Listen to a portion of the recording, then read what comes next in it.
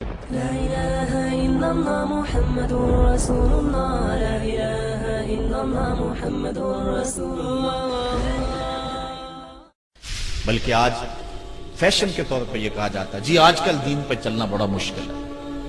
یہ آپ بھی سنتے ہوں گے لوگ کہتے ہیں جی آج کل دین پہ چلنا بڑا مشکل ہے. یہ کون کہہ رہا ہے؟ جو مسجد میں آتا ہے تو موسم کے مطابق گرم اور سرد پانی دستیاب ہے، اس کے لیے ماحول ہے، اس کے لیے خوبصورت قالین بچھے ہوئے ہیں، مخملی مصلے رکھے ہوئے ہیں، جو نرم اور گداز مصلوں پہ پیشانی رکھ کر کے سجدہ کرتا ہے وہ بطور فیشن کہہ رہا ہے جی آج کل دین پہ چلنا بڑا مشکل ہے. میں اس کے جواب میں کہا کرتا ہوں میاں تیرے لیے مشکل ہے یا کربلا والے حسین کے لیے مشکل تھا؟ انہوں نے تو نہیں کہا کہ دین پہ چلنا مشکل ہے. تیرے لیے مشکل ہے دین پہ چلنا یا حضرت بلال حبشی کے لیے مشکل تھا جنہوں نے تپتی ہوئی ریت پہ سجدے کیے، گلے میں رسا ڈال کر کے گھسیٹا گیا اور انہیں پاؤں میں زنجیریں ڈال کر کے مکے میں کھینچا گیا، ہاتھوں اور پاؤں میں میخیں ٹھونک دی گئی، چکی پسرائی گئی، لیکن بلال ہیں کہ آگے مسکرا رہے ہیں. کسی نے گزرتے ہوئے کہا بلال عجیب تماشا ہے، عجیب کہانی ہے کہ وہ تمہیں مار رہے ہیں اور تم آگے سے مسکرا رہے ہو. تو سنو حضرت بلال نے کیا جواب دیا. حضرت بلال فرمانے لگے میاں تم جاؤ نا بازار میں مٹی کا برتن بھی خریدنے تو اس کو بھی ٹھونک بجا کے دیکھتے ہو کہیں کچا تو نہیں ہے، اس کی آواز تو خراب نہیں ہے.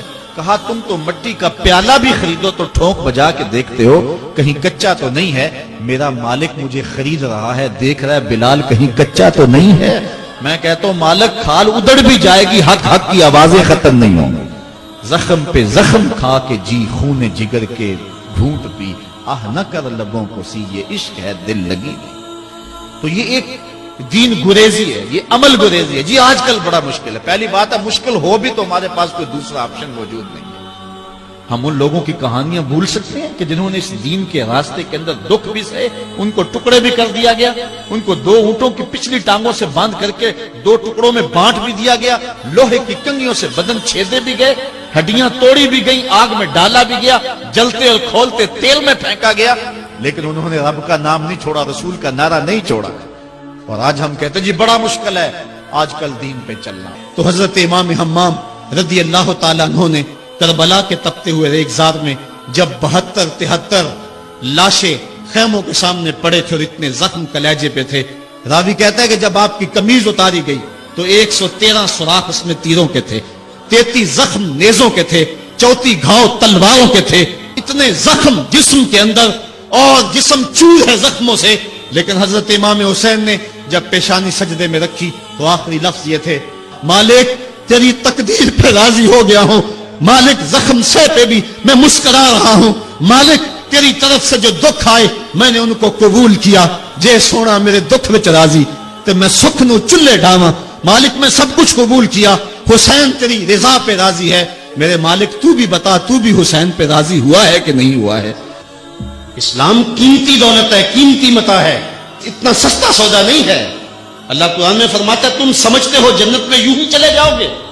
تم سے قبل لوگوں کو جھنجھوڑا گیا اور انہیں پیس کے رکھ دیا گیا، حتیٰ کہ وقت کے نبی بھی پکار اٹھے کہ مالک تیری مدد کب آئے گی؟ پھر ہم نے کہا بس میری مدد آیا جا رہی ہے. اذیتیں، دکھ، مصائب، آلام، کن کن تکلیفوں سے لوگ نہیں گزرے. امام غازی نے لکھا ہے مکے سے لے کے طائف تک 70 ایسے نبیوں کی قبریں ہیں جن کی وفات صرف بھوک کی وجہ سے.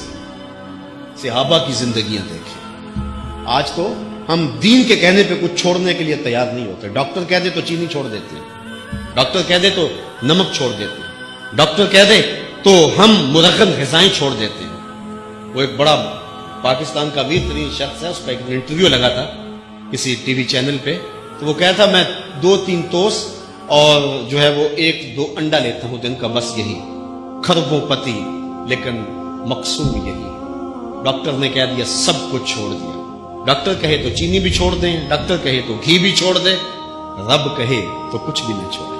وما قدر اللہ حق کا قدر ہی، اللہ کی قدر کا لوگوں نے حق ہی نہ جانا، تو پھر دین اتنا ہی بے توقیر ہے، اتنا ہی بے قیمت ہے کہ ڈاکٹر کے کہنے پہ چھوڑ دو، رب کے کہنے پہ نہ چھوڑو. یہ کیسے ہو سکتا ہے؟ تو جب تم اس کے ہو جاؤ گے تیرے ہندیاں سندیاں محبوبہ میں کافر ہوں جے میں ہوں، جب اپنا آپ مٹاؤ گے تو پھر دیکھو.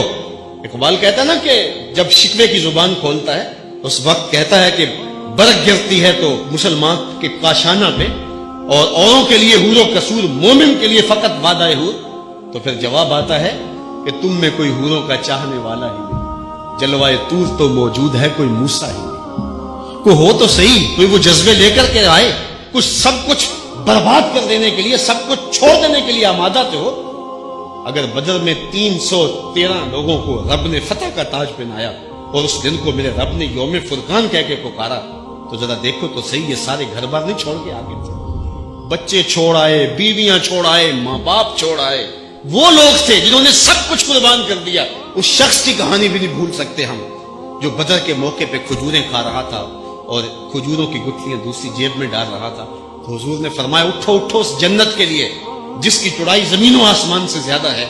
تو اس نے کہا کہ ارضها السماوات والارض، زمین و آسمان سے زیادہ؟ حضور نے فرمایا ہاں۔